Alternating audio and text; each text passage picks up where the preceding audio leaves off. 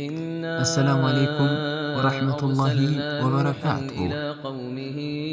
የኢማም አሕመድ ኢብኑ ሐንበል አጭር የህይወት ታሪክ። ይህ ታላቅ ዓሊም በሱኒ የእስልምና ዓለም ውስጥ ካሉት አራት የታወቁ የፊቅህ መዝሃቦች መስራች ከመሆናቸውም በላይ የሐዲስ ሊቅና የሱና ተከራካሪ በመሆን ይታወቃሉ።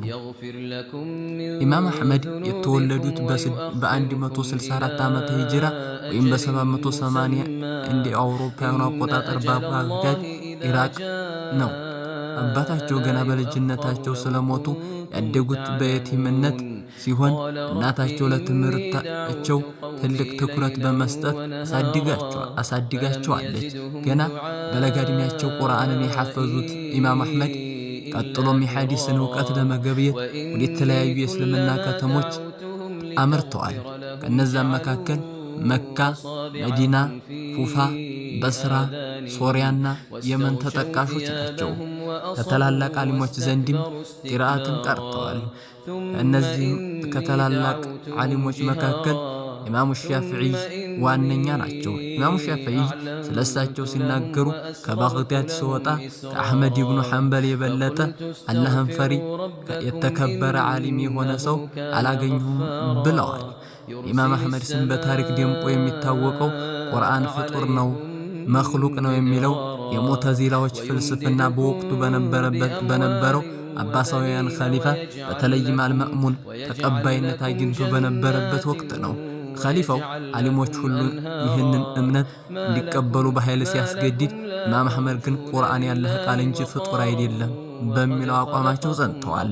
በዚህ አቋማቸው ምክንያት ለዓመታት ታስረውም ነበር። በግርፋት ተሰቃይተዋል። ከባድ እንግልት ደርሶባቸዋል። ነገር ግን ለዲናቸውና ለነብዩ ሰለላሁ ዐለይሂ ወሰለም ሱና ያላቸው ፍቅር ከመቆም አላገዳቸውም። ይህ ጽናታቸው ኢማሙ አህሉ ሱና ወልጀማዓ የሚል ቅጽል ስም እንዲያገኙ አድርጓቸዋል።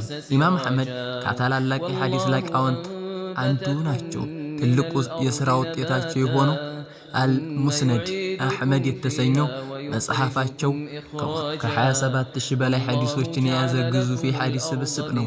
ይህ መጽሐፍ በሐዲስ ዓለም ውስጥ እንደ ዋነኛ ምንጭ ያገለግላል። የኢማም አሕመድ የፊቅህ መንገድ ወይም መዝሃብ በዋነኝነት የሚከተሉት መሰረቶችን ይዟል። ቁርአንና ሐዲስን ለማንኛውም ብይን ቀጥተኛ የቁርአን ቃልና ትክክለኛ ወይም ሶሒህ ሐዲሶችን ቅድሚያ ይሰጡ ነበር።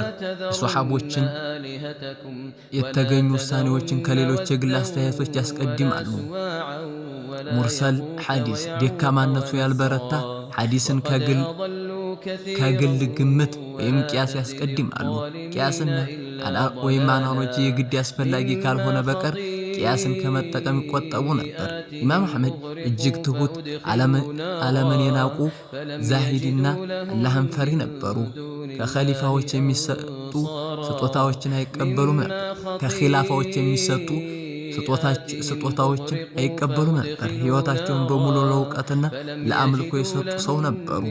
ኢማም አሕመድ በ241 ዓመተ ሂጅራ ወይም እንደ አውሮፓውያኑ አቆጣጠር በ855 በ77 ዓመታቸው በባግዳድ ከዚህ ዓለም በሞት ተለዩ። በቀብር ስነ ስርዓታቸው ላይ እጅግ በጣም ብዙ ህዝብ ከ100,000 በላይ እንደተገኘ የታሪክ ጸሐፊዎች ይገልጻሉ። ይህ ሁኔታ ለዲናቸውና ለእውነት የከፈሉት ዋጋ በህዝብ ዘንድ ያላቸውን ክብር ያሳያል። ወሰላሙ አለይኩም ወረሕመቱላሂ ወበረካቱሁ።